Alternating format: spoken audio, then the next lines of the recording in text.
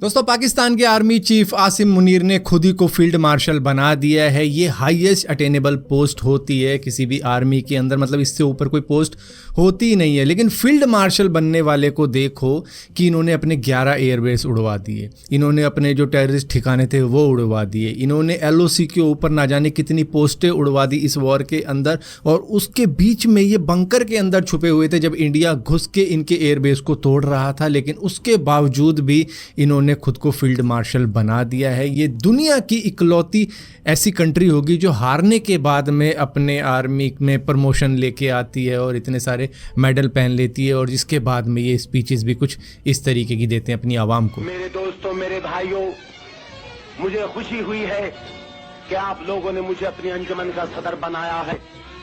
मैं आप लोगों को यकीन दिलाता हूं कि इंसान बनने के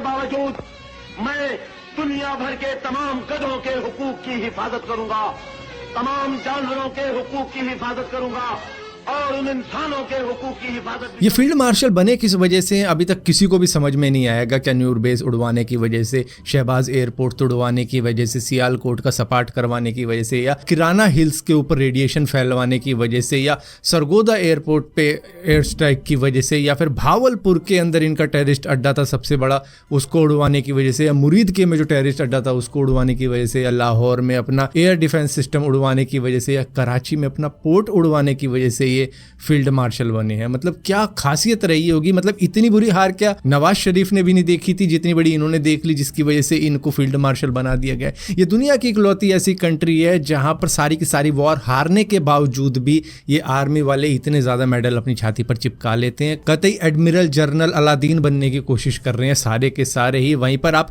इजराइल की आर्मी को देख लो, वो एक भी वॉर हारी नहीं होगी, लेकिन उसके बावजूद भी उनकी छाती पर इतने मेडल आपको देखने को नहीं मिलेंगे। और शहबाज शरीफ आसिम मुनीर से इतने ज्यादा खुश हैं कि वो तो इनको कौम का फख्र तक बता रहे हैं। फख्र है, ये कौम के फख्र है, कौम के फख्र है।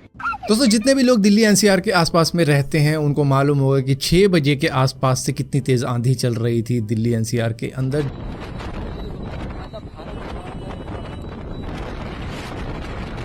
जहां पर इंडिगो की एक फ्लाइट जो कि दिल्ली से श्रीनगर जा रही थी वो सीवियर हेल स्टॉर्म के अंदर फंस गई, और जिस तरीके का एयर टर्बुलेंस वहां पे आया जो कि आप इस वीडियो के अंदर बड़े अच्छी तरीके से देख सकते हो। 200 से ज़्यादा पैसेंजर इस फ्लाइट के अंदर मौजूद थे, लेकिन किसी तरीके से कैप्टन और क्रू ने इस फ्लाइट को संभाला और इन पैसेंजर्स को संभाला और बताया कि किस तरीके से क्या करना होगा, क्योंकि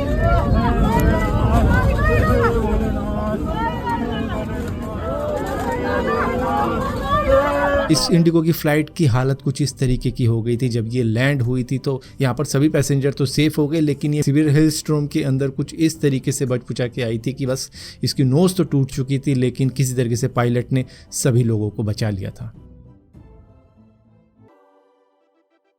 दोस्तों, जिस तरीके से इंडिया ने इंडस वाटर ट्रीटी को सस्पेंड किया पाकिस्तान के लिए और कंट्रोल कर रहे हैं वाटर को कि कब रिलीज़ करना है, कब रोकना है, तो वही सेम चीज़ अफगानिस्तान भी प्लान कर रहा है। दरअसल वो कुनार रिवर को ब्लॉक करने की सोच रहा है एक नए डैम के प्लान के साथ में। दरअसल तालिबानी रिजीम आर्मी जनरल मुबीन ने विज़िट किया था कुनार रीजन के आसपास में, जहां पर वो इंस्पेक्ट कर रहे हैं कि कहां पर डैम बनाया जा सकता है। जहां पर ये वीडियो आप देख रहे होंगे जिसके अंदर इनकी लैंग्वेज आपको समझ नहीं आएगी, लेकिन सुनो।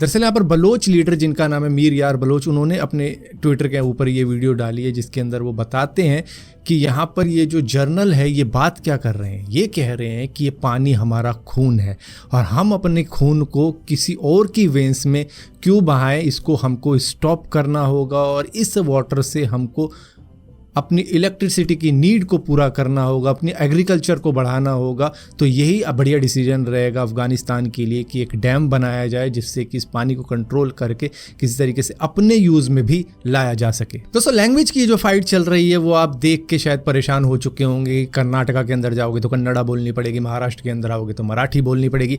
तो भैया इस तरीके से तो कौन कौन सी लैंग्वेज सीखनी पड़ जाएगी कि कहीं पर तेलुगु, कहीं पर मलयालम, पता नहीं हमें कितनी लैंग्वेज सीखनी पड़ेगी। लेकिन एक वीडियो इस बीच में जेन्युइन निकल कर आ रही है, जिसमें आप कहोगे कि भाई यहाँ पर जो लोकल गाय है जो कह रहा है कि कन्नड़ा बोलो वो एक्चुअली में सही है। क्योंकि यहाँ पर SBI की एक ब्रांच है जो कि सूर्यनगरा के अंदर मौजूद है, जहाँ पर जो SBI की ब्रांच मैनेजर है उसको हिंदी और इंग्लिश सिर्फ 2 लैंग्वेज आती है, लेकिन लोकल गाय कह रहा है कि आपको कन्नड़ा भी बोलनी पड़ेगी और एक्चुअली में उन्हें बोलनी पड़ेगी। आप जस्ट इमेजिन करके देखो कि अगर दिल्ली के अंदर कोई कन्नड़ा स्पीकिंग ब्रांच मैनेजर आ जाती है तो आप उससे कैसे कम्युनिकेट करोगे, आप उससे कैसे सवाल जवाब करोगे। तो यहाँ पर उस बंदे की बात बिल्कुल ही सही है, लोकल गाय जो बोल रहा है कि आपको कन्नड़ा बोलनी पड़ेगी, लेकिन वो SBI ब्रांच मैनेजर बोल रही है कि नहीं मैं नहीं बोलूँगी, मैं हिंदी बोलूँगी, आप हिंदी बोलो, इस तरीके की बातें कर रही है और इंग्लिश में भी बोल रही है। तो मतलब ये तो बिल्कुल ही गलत है। एक्चुअली में जिस स्टेट के अंदर जोन सी लैंग्वेज बहुत ज़्यादा कॉमन है तो उस लैंग्वेज का नेटिव स्पीकर होना ज़रूरी है किसी भी ब्रांच मैनेजर को, ताकि वो ढंग से कम्युनिकेट कर पाए। मतलब चलो आपने पियोन को कुछ ऐसा ले लिया कि जो वो लैंग्वेज नहीं बोल पाता, लेकिन जो पूरी ब्रांच को संभाल रहा है उसको तो वो लैंग्वेज आनी चाहिए। तो ये एक सही में जेन्युइन वीडियो सामने निकल कर आई है जिसमें हमें लगता है कि हाँ भाई यहाँ पर तो बंदा सही ಇದು ಕರ್ನಾಟಕ ಮೇಡಮ್, ಇಂಡಿಯಾ ಅಥವಾ ಈ ಕರ್ನಾಟಕದಲ್ಲಿ Kannada main first, Kannada first madam, Kannada first. ಈಗ ನೀವೇನ್ ಮಾತಾಡ್ತಾ ಇರೋ ತುಂಬಾ ಒಳ್ಳೇದು, ಮಾತಾಡೋದೇ ಇಲ್ವಾ? ಯಾಕೆ ಮಾತಾಡೋದಿಲ್ಲ? ಯಾಕೆ ಹಿಂದಿ ಮಾತಾಡ್ಬೇಕು? ಕನ್ನಡ ಮಾತಾಡ್ಬೇಕಲ್ಲ ಮೇಡಮ್? ಕನ್ನಡ ಮೇಡಮ್, ಮೇಡಮ್ ಇದು ಕರ್ನಾಟಕ, ಇದು ಕರ್ನಾಟಕ ಮೇಡಮ್. ಚೇರ್ಮನ್ ಮಾತಾಡಂಗಿಲ್ಲ, ಇದು RBI ರೂಲ್ ಇದೆ. ಆ ಸ್ಟೇಟ್ಗಳಲ್ಲಿ ಆ ಭಾಷೆ ಮಾತಾಡಬೇಕು. ನೀವು ಮ್ಯಾನೇಜರ್ ಅಂದ್ರೆ ಯಾಕೆ ಮಾತಾಡಬಾರ್ದ ಸರ್? ದಯವಿಟ್ಟು ಮಾತಾಡಬೇಡಿ. दोस्तों अक्षय कुमार, परेश रावल, सुनील शेट्टी की वो आइकॉनिक फिल्म्स जिसको हेरा फेरी के नाम से जाना जाता है, जो कि पूरी की पूरी सीरीज ही कह लो, क्योंकि हेरा फेरी 1 आई 2000 में, हेरा फेरी 2 आई 2006 में और ऑलमोस्ट 19 साल हो गए हेरा फेरी 3 का किसी को भी अता पता नहीं है। जब फाइनली डिसाइड हुआ कि हेरा फेरी 3 की शूटिंग शुरू होने वाली है, जिसके अंदर अक्षय कुमार भी मान गए हैं, परेश रावल भी मान गए, सुनील शेट्टी भी मान गए और प्रियदर्शन तक मान चुके हैं, जहां पर अब खबर सुनने को आ रही है कि परेश रावल ने एग्जिट कर दिए, जिसके बाद में अक्षय कुमार ने परेश रावल के ऊपर 25 करोड़ रुपए का एक नोटिस भेज दिया है, जो कि नुकसान हुआ है उनकी शूटिंग का। तो यहाँ पर कहा यह जा रहा है कि प्रियदर्शन ने मनाने की काफ़ी ज़्यादा कोशिश करी थी परेश रावल को, लेकिन परेश रावल ने कहा कि मैंने पहले ही सबको बोल दिया था कि मैं इस फिल्म के अंदर नहीं हूँ। लेकिन इस फिल्म का जो भी टीज़र वीज़र हमने देखा है, ऑन स्टेज वगैरह जो भी देखा है, उसके अंदर जॉन इब्राहिम, अभिषेक बच्चन, सुनील शेट्टी, परेश रावल, इस तरीके के हमने कई सारी चीज़ें देखी कि अक्षय कुमार नहीं आ रहे हेरा फेरी 3 के अंदर। हमें लगा कि भैया यार ऐसे तो मज़ा नहीं आएगा, अक्षय कुमार का होना ज़रूरी है। इसके बाद में सुनील शेट्टी भी आ गए, परेश रावल भी आ गए। अब देखने को मिल रहा है कि भैया परेश रावल नहीं है, परेश रावल के बिना कैसे बने। तो मतलब कि यहाँ पर अक्षय कुमार के प्रोडक्शन हाउस ने सीधा 25 करोड़ रुपए का लीगल नोटिस भेज दिया है परेश रावल को, ये कह के कि उन्होंने इस फिल्म की शूटिंग का नुकसान किया है। जो भी बुकिंग हो रखी थी, सब कुछ सेट हो रखा था, वो शूटिंग पे ही नहीं आए, जिसकी वजह से इतना बड़ा नुकसान हुआ। तो उन्होंने इस वजह से 25 करोड़ का लीगल नोटिस भेजा है परेश रावल को। और देखो हेरा फेरी 3 ना एक्चुअली में अक्षय कुमार के लिए भी काफ़ी ज़्यादा इंपॉर्टेंट फिल्म है, क्योंकि इनका बीते कोई कई सारी फिल्में इतनी ज़्यादा कुछ खास कर नहीं पाई हैं, तो उनको ज़रूरत थी इस तरीके की हिट फिल्म की। लेकिन यहाँ पर परेश रावल ने एग्जिट मार ली, तो मतलब कि यहाँ पर तीनों की बहुत ज़्यादा वैल्यू है। ऐसा नहीं है कि अक्षय कुमार हीरो है तो वो कहेंगे ना मैं इतने लूँगा, ना, यहाँ पर तीनों को ही बराबर अगर मांगे ना, तीनों की भैया हमें भी 50 करोड़ चाहिए, एक बंदा कहे मुझे 50 करोड़ चाहिए, सुनील शेट्टी कहे मुझे 50 करोड़ चाहिए, अक्षय कुमार कहे मुझे 50 करोड़ चाहिए, तो भैया वो भी मिल सकता है, क्योंकि ये फिल्म ही इतनी आइकॉनिक है कि तीनों का ही रोल इतना ज़्यादा इंपॉर्टेंट है कि अगर एक भी एग्जिट करता है तो फिल्म बन ही नहीं सकती।